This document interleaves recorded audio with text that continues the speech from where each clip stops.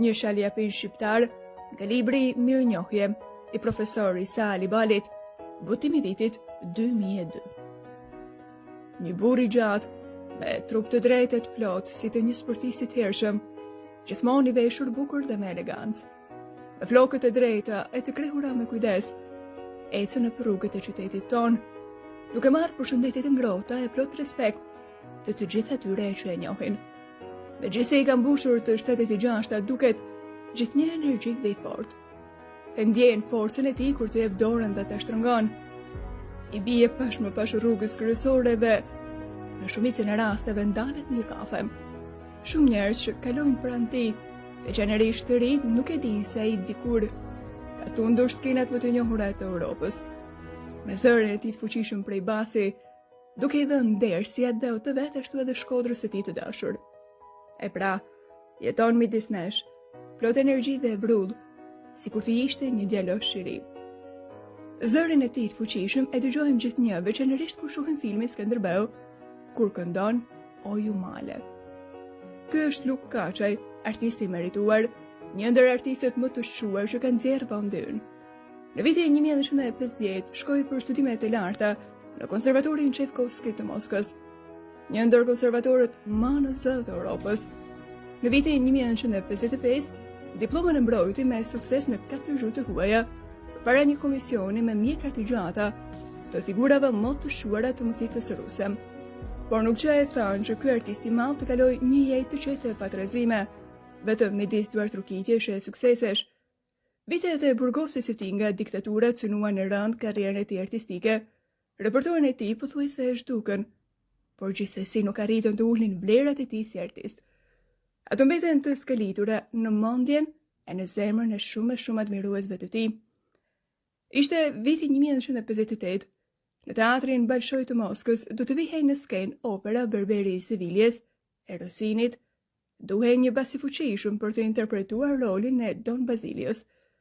Rosia shuhej për zërat e shumë të kësaj gjenie, por jahona dhe gjurmë që kishte lënë i madhi dhe pa përsëritshmi Shaljapin, basi më i madhi të gjitha kohrave, në përmasa botërore, ishin gjithnjë të afërta për ndjekësit e muzikës klasike, megjithse kishte plot 20 vjeç që i kishte vdekur.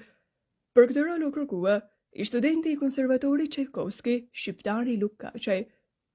28 nëntor 1958, një rastësi e këndshme. Në ditën e flamurit ton në teatrin e madh të Moskës, jepet opera e mirënjohur me protagonist një shqiptar. Luk Kaçaj është tepër i emocionuar si asnjëherë tjetër. Nuk e ka parë veten ndonjëherë në gjendje më të vështirë. Dridhe i tërë i gjunjët i ishin prerë dhe mezi që ndronte në këmbë. E ndjente përgjegjësinë e shfaqjes si asnjëherë tjetër. Ishte një vepër që publiku e njihte në hollësi dhe priste diçka të re, diçka të paparë dhe të pa dëgjuar më përpara. Por a do ta justifikonte Luka këtë kërkesë të këtij spektatori të nderuar? A do ta përfaqësonte veten dhe vendin e vet me dinjitet? Këtu shndronte thelbi i emocioneve, shqetësimeve dhe përgjegjësisë. Duke u dridhur futet në skenë, vetëm pas recitativit, këmbët i ndjen më të sigurta dhe dridhjet i pushojnë. A e dini si është shpifja? Pyet partnerët në italisht. Si një jehon e largët i vjen përgjigje rusisht. Jo, atëherë rrini e dëgjoni.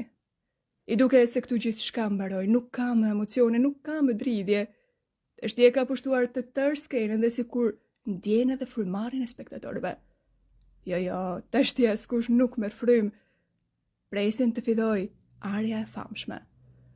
Me lëvizje organike dhe të natyrshme, Luka Don Bazilio shpjegon se që është shpifja në mënyrë të qartë, të kuptueshme e të kapshme prej të gjithëve, me një zë të fuqishëm plot dritë e ngjyrë.